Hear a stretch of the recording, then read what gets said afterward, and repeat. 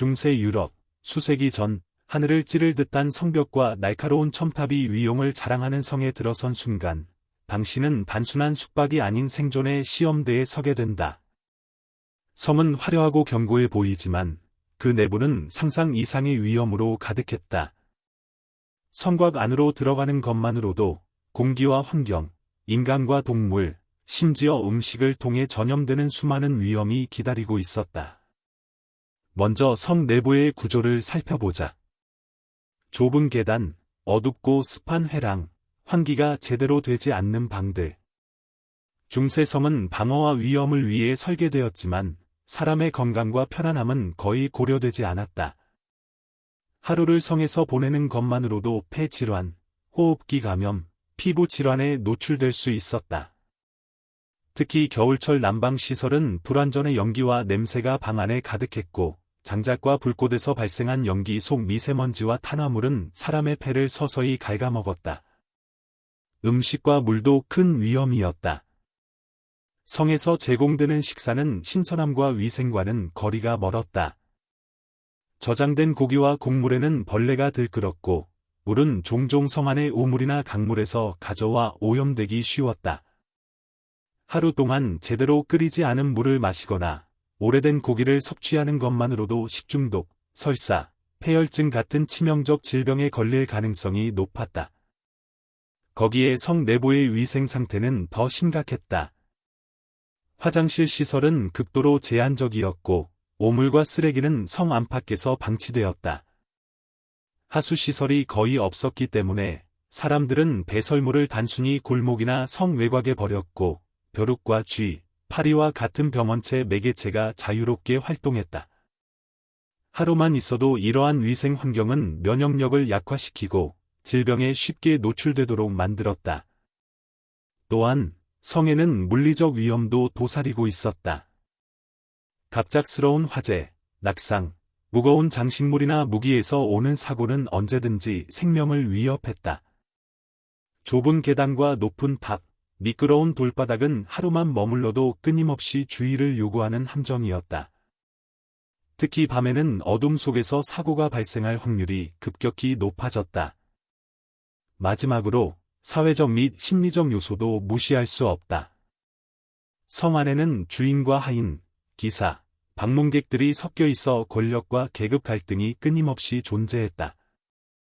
작은 실수나 분쟁만으로도 폭력이나 처벌에 직면할 수 있었다. 하루 동안 생존한다는 것은 단순히 몸을 지키는 것이 아니라 성 안에서 벌어지는 모든 위험 요소를 인식하고 조심하는 것을 의미했다. 이처럼 중세 성에서의 하루는 화려한 외관과 달리 끊임없는 위험 속에서 살아가는 투쟁이었다. 단순히 잠을 자는 행위조차 하루만 있어도 목숨을 위협받을 만큼 위험천만했다. 성벽 안팎에 숨겨진 위협을 이해하는 순간, 우리는 중세 유럽의 인간 삶이 얼마나 가혹했는지, 그리고 화려함 뒤에 숨겨진 공포가 얼마나 극심했는지를 깨닫게 된다. 성 안에서 하루가 계속되면, 이제 당신은 단순한 방문객이 아닌 살아남기 위해 끊임없이 감각을 곤두세워야 하는 존재가 된다. 성 내부는 낮보다 밤이 더 위험했지만, 낮 시간조차 예외는 아니었다. 성 안의 주방과 저장실, 그리고 식사 공간은 생존의 또 다른 시험대였다.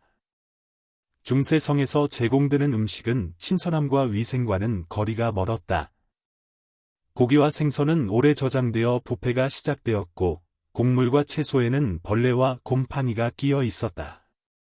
하루 동안 이런 음식을 섭취하면 소화불량, 설사, 잠티푸스, 폐혈증 등 치명적 질병에 걸릴 확률이 매우 높았다. 특히 겨울철이나 장마철에는 음식이 더욱 빠르게 상했고, 제대로 조리하지 않으면 목숨까지 위협받았다. 물도 안전하지 않았다. 성 내부 우물이나 저장된 물은 종종 오염되어 있었고, 끓이지 않은 물을 마시는 순간 세균과 병원체가 몸속으로 들어왔다.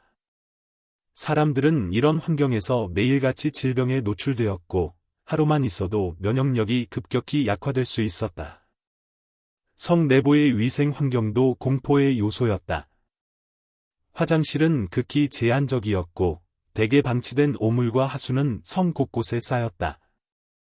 벼룩과 쥐, 파리들은 사람과 음식, 배설물 사이를 자유롭게 오가며 병을 퍼뜨렸다.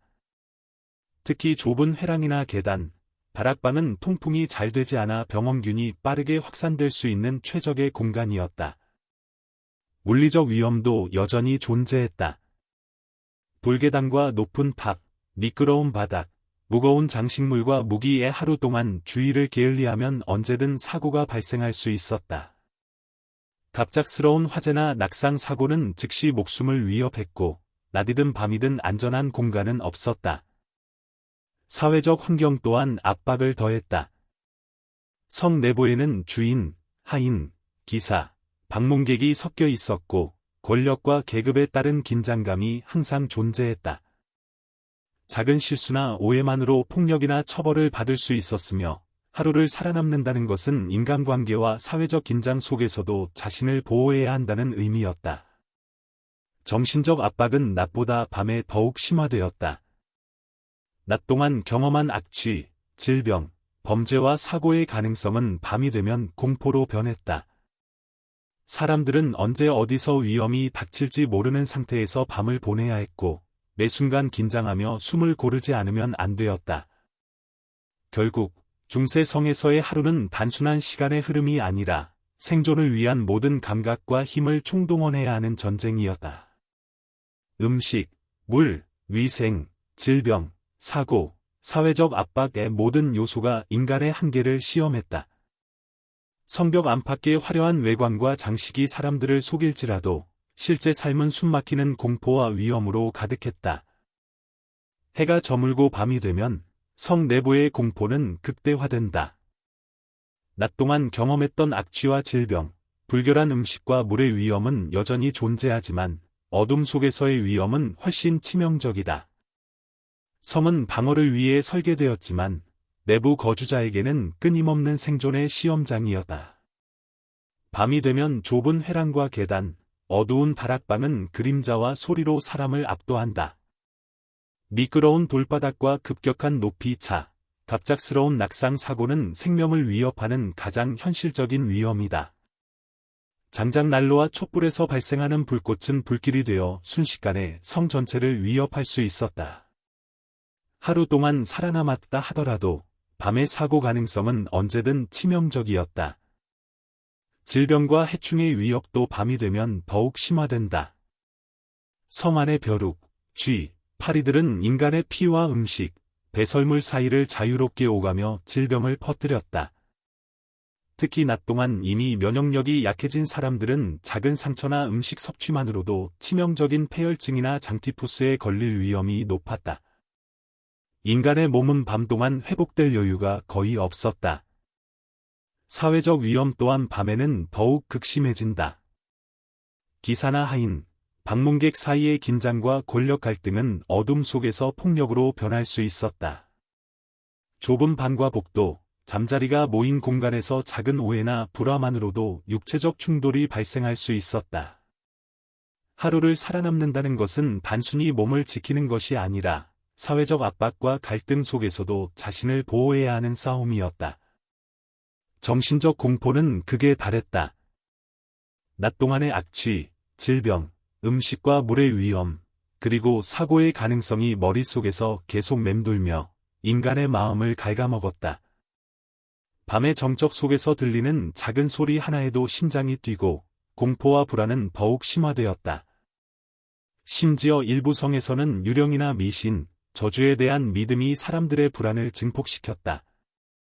결국 성에서 하루를 견디는 것은 단순한 생존이 아니라 몸과 마음, 감각의 한계를 시험하는 극한 상황이었다.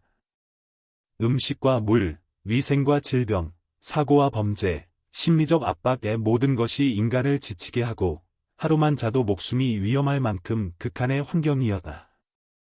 성벽 밖에서는 위협이 보이지 않을지 몰라도 성 내부에서의 현실은 숨막히는 공포와 절망의 연속이었다. 새벽이 다가올수록 성 내부의 공포는 더욱 극대화된다. 낮과 밤을 거치며 이미 피로와 질병, 사고 위험에 노출된 몸과 마음은 한계에 다다른다. 하지만 성의 하루는 아직 끝나지 않았다. 마지막 순간까지도 인간의 생존을 시험하는 요소가 도사리고 있다. 하룻밤 사이에 가장 치명적인 위협 중 하나는 바로 화재였다. 성 내부의 난로와 촛불, 부주의한 관리로 인해 작은 불씨가 큰 불길로 번질 수 있었고, 좁은 회랑과 목조 구조물은 순식간에 화재를 확산시켰다.